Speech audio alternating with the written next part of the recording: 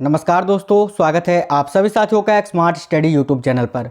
साथियों, आज है 9 मार्च 2023 और आज एसएससी सीएचएसएल का एग्ज़ाम था आपका और आज के चारों शिफ्ट में पेपर हो चुका है। देखिएगा, 4 शिफ्ट में डेली पेपर हो रहा है। पहले शिफ्ट, दूसरे शिफ्ट, तीसरे शिफ्ट और चौथे शिफ्ट। और आज यानी 9 मार्च को आज के चारों शिफ्ट यानी ऑल शिफ्ट में जो क्वेश्चन पूछे गए हैं उन सारे क्वेश्चन को उत्तर के साथ इस वीडियो में देखेंगे। यानी इस वीडियो में चारों शिफ्ट के क्वेश्चंस, चारों शिफ्ट के जीके जीएस के क्वेश्चन विथ आंसर के साथ आपको आज बताएंगे। और साथियों, आज इस वीडियो को देख लीजिए, जिनका पेपर अभी आने वाले दिनों में है उनके लिए बहुत ही ज़्यादा हेल्पफुल होने वाला है, क्योंकि कई सारे क्वेश्चन जो है वो रिपीट होते हैं। और जो लोग आज पेपर देकर आए हैं वो भी देख लीजिए और मिला लीजिए कि आपने जो एग्जाम सेंटर में आंसर किया है वो सही है या गलत है। और एक चीज़ साथियों, आज जो पेपर देकर आए हैं, अगर आपका आज कोई भी शिफ्ट में पेपर था, चाहे वो पहले शिफ्ट में, दूसरे शिफ्ट में, तीसरे या चौथे शिफ्ट में, तो आप लोग वीडियो के नीचे कमेंट बॉक्स में कमेंट कर दीजिए अगर कोई भी क्वेश्चन आपको याद है तो। चलिए तो देख लेते हैं। सबसे पहले आज के चौथे शिफ्ट को देखेंगे कि आज के चौथे शिफ्ट में कौन कौन से क्वेश्चन जो हैं आपके पूछे गए थे। चलिए तो देख लेते हैं। तो साथियों, क्वेश्चन आपसे पूछा गया था चौथे शिफ्ट में कि ऑस्ट्रेलियन ओपन 2022 के पुरुष एकल का खिताब किसने जीता है। तो इस क्वेश्चन का राइट आंसर हो जाता राफेल नडाल। अगला क्वेश्चन पूछा गया था कुतुबुद्दीन ऐबक का शासनकाल कब से कब तक था। तो साथियों देखिए, कुतुबुद्दीन ऐबक का शासनकाल 4 वर्ष का ही था। देखिए, कुतुबुद्दीन ऐबक ने 1206 में गुलाम वंश की स्थापना की थी और देखिए 1210 में जो है इनका देहांत हो गया था साथियों। ठीक है, तो आपको यहाँ पर आंसर करना था 1206 से 1210 और 4 साल ये आपको याद रखना है। बिल्कुल फास्ट करवा रहे हैं क्योंकि चारों शिफ्ट के क्वेश्चन आपको आज इसी वीडियो में देखने को मिलेंगे, तो बिल्कुल फास्ट करते हैं। चलिए देखते हैं। अगला क्वेश्चन पूछा गया था भारतीय संविधान का अनुच्छेद 2 किससे संबंधित है। तो साथियों, इस क्वेश्चन का राइट आंसर हो जाता नए राज्यों का प्रवेश या उसके स्थापना से। तो ये आपका राइट आंसर हो जाता। एक क्वेश्चन पूछा था पृथ्वी की त्रिज्या कितनी होती है। तो देखिए, अगर आपसे किलोमीटर में पूछा था, ऑप्शन किलोमीटर में था, तो 6371 किलोमीटर हो जाता। और अगर मील था ऑप्शन में तो 3959 मील आपका राइट आंसर हो जाता। एक क्वेश्चन पूछा था बास्केटबॉल और वॉलीबॉल में खिलाड़ियों की संख्या कितनी होती है। तो देखिए, बास्केटबॉल और वॉलीबॉल इन दोनों में ही खिलाड़ियों की संख्या 6 होती है। और आज बच्चों ने बताया है कि ऑप्शन 6 नहीं था, तो अगर 6 ऑप्शन नहीं था तो फिर वो ऑप्शन ही गलत था, क्योंकि बास्केटबॉल और वॉलीबॉल में खिलाड़ियों की संख्या 6 होती है। चलिए, अगला क्वेश्चन पूछा गया था अंतर्राष्ट्रीय बाघ दिवस कब मनाया जाता है। तो साथियों, इंटरनेशनल टाइगर डे या अंतर्राष्ट्रीय बाघ दिवस जो है ये 29 जुलाई को मनाया जाता है। अगला क्वेश्चन एक पूछा गया था कि भारतीय संविधान का भाग 9 किससे संबंधित है। तो देखिए, भारतीय संविधान का भाग 9 का संबंध है ग्राम पंचायत की स्थापना से। ठीक है, तो ग्राम पंचायत का स्थापना आपका राइट आंसर हो जाता। और साथियों, आपको बता दें कि अनुच्छेद अगर पूछे तो अनुच्छेद 40 का संबंध है ग्राम पंचायत से। ठीक है, एक क्वेश्चन पूछा गया था संयुक्त राज्य या संयुक्त राष्ट्र अमेरिका की पहली महिला उपराष्ट्रपति कौन बनी है। तो देखिए, इस क्वेश्चन का राइट आंसर हो जाता कमला हैरिस। ठीक है, एक क्वेश्चन पूछा गया है कि 2022 का महिला एशिया कप T20 सीरीज किसने जीता है। तो देखिए, 2022 में जो महिला एशिया कप का T20 सीरीज हुआ है ये साथियों भारत ने जीता है श्रीलंका को 8 विकेट से हराकर। तो इसका राइट आंसर भारत हो जाता। उपविजेता श्रीलंका आपको याद रखना है। अगला क्वेश्चन एक पूछा गया था कि भारत का बिस्मार्क किसे कहा जाता है। ठीक है, यहाँ थोड़ा टाइपिंग मिस्टेक है। तो देखिए, भारत का बिस्मार्क किसे कहा जाता है। तो इसका राइट आंसर हो जाता वल्लभ भाई पटेल को या सरदार वल्लभ भाई पटेल को। अगला क्वेश्चन एक पूछा गया था कि मिस इंडिया वर्ल्ड वाइड 2022 का खिताब किसने जीता है। तो देखिए, इसका राइट आंसर हो जाता साथियों खुशी पटेल। अगर आपसे ये पूछा था कि मिस इंडिया वर्ल्ड वाइड 2022 का खिताब, ठीक है, तो खुशी पटेल आपका इस क्वेश्चन का राइट आंसर हो जाता। एक क्वेश्चन पूछा गया था कि गर्दन की हड्डी में कौन सा ज्वाइंट होता है। तो देखिए, गर्दन की हड्डी जो होता है उसमें जो जॉइंट होता है उसको पाइवोट जॉइंट के नाम से जानते हैं। तो पाइवोट जॉइंट आपका राइट आंसर हो जाता। अगला क्वेश्चन एक पूछा था कि वनडे, देखिए वनडे वर्ल्ड कप 2023 कहां पर आयोजित किया जाएगा। तो वनडे वर्ल्ड कप यानी ओडीआई का जो वर्ल्ड कप होता है 50 ओवर का 2023 में ये कहां पर आयोजित किया जाएगा। तो साथियों, इसका राइट आंसर आपका भारत हो जाता। देखिए, अब मिक्स क्वेश्चन है साथियों, पहले आपको चौथे शिफ्ट के करा दिए, तीसरे शिफ्ट, दूसरे शिफ्ट और पहले शिफ्ट, चारों शिफ्ट के क्वेश्चन आपको इस वीडियो में अब मिलेंगे मिक्स। ठीक है, देखिएगा। तो भारतीय संविधान में प्रस्तावना को किस देश से लिया गया है, यह भी क्वेश्चन आज पूछा गया है। तो देखिए, भारतीय संविधान में जो प्रस्तावना है वो साथियों अमेरिका या फिर यूएसए के संविधान से जो है आपका ग्रहण किया गया है भारतीय संविधान में। तो राइट आंसर हो जाता अमेरिका के संविधान से। अगला क्वेश्चन एक पूछा था कि लिंगराज मंदिर ये किस राज्य में स्थित है? तो सिंपल सा क्वेश्चन था, बिल्कुल इजी क्वेश्चन पूछा है। तो देखिए लिंगराज मंदिर जो है ये ओडिशा राज्य में स्थित है, तो भुवनेश्वर ओडिशा इसका राइट आंसर हो जाता। एक क्वेश्चन पूछा था कि हड़प नीति या राज्य हड़प नीति की योजना किसने बनाई थी या किस गवर्नर जनरल ने बनाई थी? तो साथियों इसका राइट आंसर आपका हो जाता लॉर्ड डलहौजी। अगला क्वेश्चन एक पूछा था कि अक्षय कुमार को किस फिल्म के लिए राष्ट्रीय फिल्म पुरस्कार दिया गया है? तो देखिए 2016 में जो है अक्षय कुमार को इनकी मूवी रुस्तम के लिए इनको राष्ट्रीय फिल्म पुरस्कार दिया गया था। तो ऑप्शन में अगर आपका रुस्तम था तो ये राइट आंसर हो जाता। अब आप कमेंट बॉक्स में कमेंट करके बता दीजिए कि ऑप्शन में क्या था। आज के ये तीसरे शिफ्ट का क्वेश्चन है। एक क्वेश्चन आपसे पूछा गया था कि पीसी महालनोबिस मॉडल पर आधारित कौन सी पंचवर्षीय योजना थी? तो देखिए पीसी महालनोबिस मॉडल पर आधारित जो पंचवर्षीय योजना थी वो दूसरी पंचवर्षीय योजना थी। तो दूसरी पंचवर्षीय योजना आपका राइट आंसर हो जाता, जिसका कार्यकाल था 1956 से 61 तक। ठीक है। अगला क्वेश्चन एक पूछा गया था कि भारत में मैग्नीज का सबसे बड़ा उत्पादक राज्य कौन सा है? तो देखिए भारत में मैग्नीज का सबसे बड़ा उत्पादक राज्य जो है वह है साथियों ओडिशा। तो ओडिशा यहाँ आपका राइट आंसर हो जाता। अगला क्वेश्चन एक पूछा गया था कि इनमें से कौन सा रोग है जो मच्छर के काटने से नहीं होता है? तो देखिए ऑप्शन तो मुझे नहीं मिल पाए थे, इसीलिए मैंने यहाँ पर जो जो रोग मच्छर के काटने से होता है वो लिख दिया है, जैसे कि डेंगू, मलेरिया, चिकनगुनिया, पीला बुखार, जीका वायरस, जापानी मस्तिष्क कोप, लसिका, फाइलेरिया। ये सब अगर आपके ऑप्शन में थे तो वो तो ठीक था, एक दूसरा कोई ऑप्शन होगा वो आपका राइट आंसर हो जाता। किसी का कहना है कि सर पील पाँव भी था, तो देखिएगा पील पाँव जो है वो शायद आपका करेक्ट आंसर हो जाता इस क्वेश्चन के लिए। अगला क्वेश्चन एक पूछा गया था कि आर्म्स एक्ट भारत कब आया था? तो देखिए आर्म्स एक्ट जो है ये साथियों 1878 ईस्वी में भारत आया था, तो ये राइट आंसर हो जाता। अगला क्वेश्चन एक पूछा गया था कि 2020 के टोक्यो ओलंपिक में भारत ने कुल कितने गोल्ड मेडल जीता था? तो देखिए साथियों गोल्ड मेडल तो एक ही जीता था, और किसने? तो नीरज चोपड़ा ने भाला फेंक में। ठीक है, तो एक आपका राइट आंसर हो जाता। कुल 8 मेडल ही जीते थे भारत ने, उसमें से एक मेडल गोल्ड मेडल था। चलिए अगला क्वेश्चन एक पूछा था कि महानदी इनमें से किस राज्य से होकर नहीं जाती है? तो ऑप्शन नहीं मिलने के कारण मैंने यहाँ पर वो लिख दिया है कि महानदी कौन कौन से राज्य से होकर बहती है। तो देखिए महानदी नदी जो है साथियों ये उड़ीसा, मध्य प्रदेश और छत्तीसगढ़ इन तीनों राज्यों से होकर बहती है। एक कोई और आपका ऑप्शन दिया होगा वही आपका राइट आंसर हो जाता। चलिए अगला क्वेश्चन पूछा था कि 2025 तक किस खिलाड़ी को ओलंपिक से बैन कर दिया जाएगा?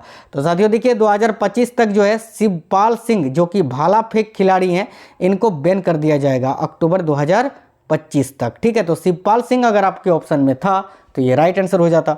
अगला क्वेश्चन एक पूछा गया था कि मेजर ध्यानचंद पुरस्कार किस क्षेत्र में दिया जाता है?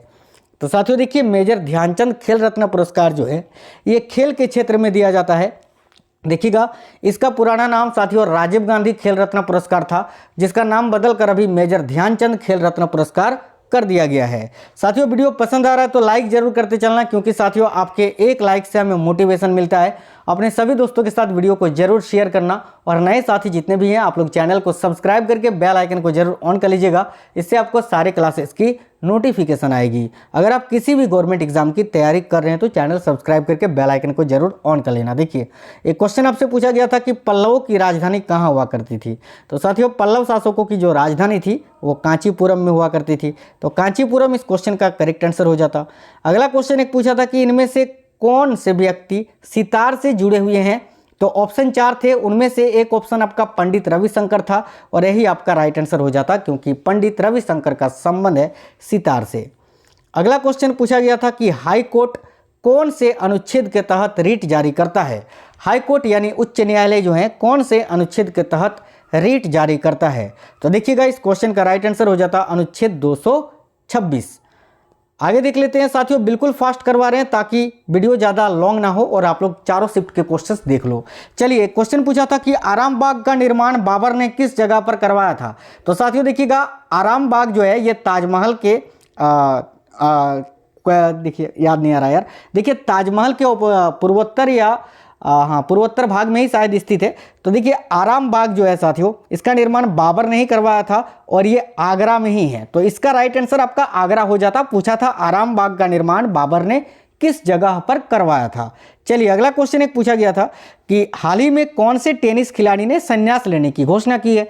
तो देखिए इसका राइट आंसर हो जाता रोजर फेडरर। मैंने कई बार आपको करंट अफेयर्स की क्लास में पढ़ाया था। रोजर फेडरर का संबंध है साथियों स्विट्जरलैंड देश से, और ये टेनिस के महान प्लेयर हैं जिन्होंने भी हाल ही में संन्यास की घोषणा कर दी है। अगला क्वेश्चन एक पूछा गया था कि औद्योगिक विकास किस पंचवर्षीय योजना का लक्ष्य था। तो देखिए औद्योगिक विकास या उद्योगों का विकास जो है ये द्वितीय पंचवर्षीय योजना का लक्ष्य था। तो द्वितीय पंचवर्षीय योजना आपका इस क्वेश्चन का करेक्ट आंसर हो जाता। चलिए अगला क्वेश्चन एक पूछा गया था कि प्लासी के युद्ध में ईस्ट इंडिया कंपनी की तरफ से नेतृत्व किसने किया था। तो देखिए प्लासी के जो युद्ध हुआ था वो 23 जून 1757 ईस्वी को हुआ था। और साथियों ईस्ट इंडिया कंपनी की तरफ से जो है अंग्रेजों का नेतृत्व किया था रॉबर्ट क्लाइव ने। तो रॉबर्ट क्लाइव आपका इस क्वेश्चन का राइट आंसर हो जाता। चलिए अगला क्वेश्चन एक पूछा था कि प्रो कबड्डी लीग 2022 का फाइनल मैच किन दो टीमों के बीच में हुआ था। तो देखिए इसका राइट आंसर हो जाता जयपुर पिंक पैंथर और पुनेरी पल्टन के बीच में, पल्टन है ना। चलिए अगला क्वेश्चन पूछा गया था कि भारत में परमाणु विज्ञान या परमाणु का जनक किसे कहा जाता है। तो सिंपल सा क्वेश्चन था, राइट आंसर हो जाता डॉक्टर होमी जहांगीर भाभा।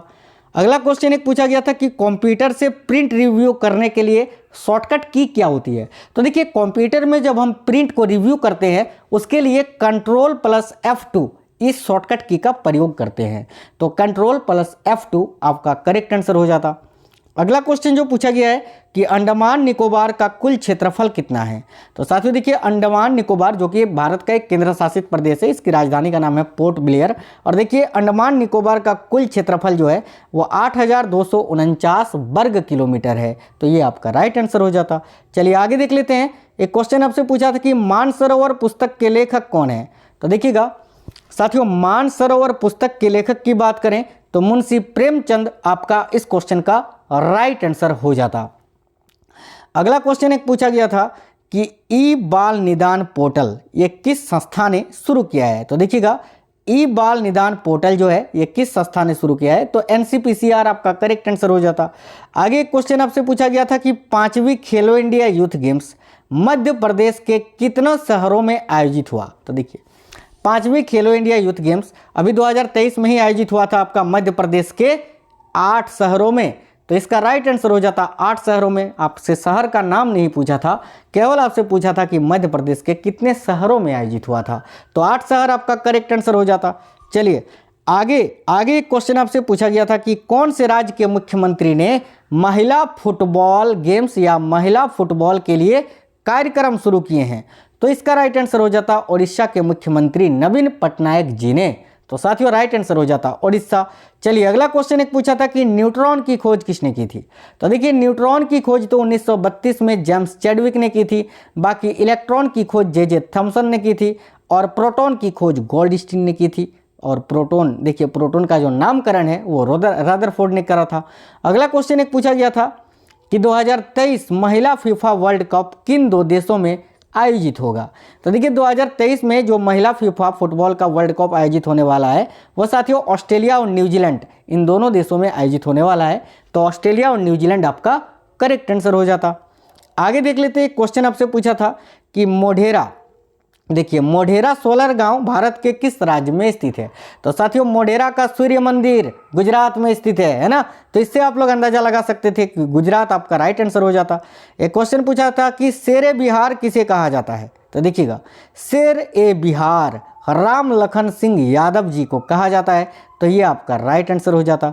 चलिए आगे देख लेते हैं। एक क्वेश्चन आपसे पूछा था कि भारत में कर्क रेखा इनमें से किस किस राज्य से होकर गुजरता है। आपके सामने ऑप्शन में 4 राज्यों का जोड़ा दिया हुआ था और उसमें से आपको राइट आंसर छांटना था। तो देखिए साथियों बात करें अगर कर्क रेखा की तो भारत के कुल 8 राज्यों से होकर गुजरती है। और वो 8 राज्य कौन कौन से हैं उसके लिए एक ट्रिक है, मित्र पर गमछा झार। इस ट्रिक से आपको उन 8 राज्यों के नाम मिल जाएंगे। जैसे कि देखिएगा मी से मिजोरम, त्र से त्रिपुरा, प से पश्चिम बंगाल, र से राजस्थान, ग से गुजरात, म से मध्य प्रदेश, छ से छत्तीसगढ़ और झार से झारखंड। ये वो 8 राज्य हैं। इस ट्रिक से आप इस क्वेश्चन को आसानी से सॉल्व कर सकते थे। चलिए क्वेश्चन आपसे पूछा गया था कि भारत के किस शहर को लगातार 6वीं बार स्वच्छता का पुरस्कार दिया गया है। तो राइट आंसर हो जाता साथियों मध्य प्रदेश का इंदौर शहर, जिसको जो है स्वच्छता की श्रेणी में सबसे ऊपर रखा गया है और लगातार 6वीं बार जो है बेस्ट स्वच्छ देखिए सबसे स्वच्छ शहर का पुरस्कार जीता है इंदौर। अगला क्वेश्चन एक पूछा गया था कि कनाडा के संविधान से भारतीय संविधान में क्या लिया गया है। आपके ऑप्शन में संघीय व्यवस्था था, ये आपका राइट आंसर हो जाता, क्योंकि साथियों संघीय व्यवस्था जो भारतीय संविधान में है उसको कनाडा के संविधान से ही लिया गया है। अगला क्वेश्चन एक पूछा गया था कि यूएस ओपन 2022 पुरुष एकल का खिताब किसने जीता है। तो इसका राइट आंसर हो जाता साथियों कार्लोस अल्कराज ने। कार्लोस अल्कराज आपका इस क्वेश्चन का करेक्ट आंसर हो जाता। अगला क्वेश्चन एक पूछा गया था पहले शिफ्ट में कि भारतीय संविधान का अनुच्छेद 355 का संबंध किससे है। तो ऑप्शन मुझे नहीं मिल पाए थे, इसीलिए मैंने अनुच्छेद 355 के बारे में यहाँ लिख दिया है। देखिए अनुच्छेद 355 जो है ये बताता है कि केंद्र सरकार अधिकृत करता है ताकि वो किसी बाहरी आक्रमण या आंतरिक अशांति की दिशा में राज्य की सुरक्षा सुनिश्चित कर सके और प्रत्येक राज्य का शासन संविधान के प्रावधानों के अनुसार चलता रहे। तो इससे रिलेटेड जो भी आपका ऑप्शन रहा होगा वो आपका राइट आंसर हो जाता। अगला क्वेश्चन एक पूछा था कि शैवाल किस समूह से संबंधित है। तो राइट आंसर हो जाता मोनेरा से।